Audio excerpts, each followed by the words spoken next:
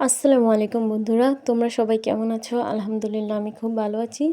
তো আজকে আমার আম্মু আমাদের ছাদে পালিত মোরগ রান্না করেছিল। তো আমার আম্মু সবসময় মোরগের মাংস রান্না করলে আমাকে রান, গিলা, কলিজা এসব খেতে দেয়, আর নিজে সবসময় ঠ্যাং, গলা এগুলো দিয়ে খায়। তোমাদের মাও কি এরকম করে? যদি তোমাদের মাও আমার মায়ের মতো এরকম করে থাকে তাহলে তোমরা কমেন্ট করে আমাকে জানাতে পারো।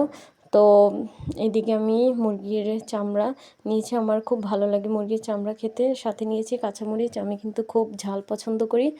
তো এখানে কাঁচামরিচ মুরগির চামড়া নিয়ে খেলাম, আমার কাছে বেশ ভালো লাগছিল।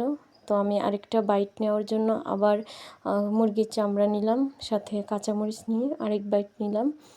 আর এত মজা লাগছিল আমার কাছে, কি বলবো, জাস্ট অসাধারণ ছিল রান্নাটা।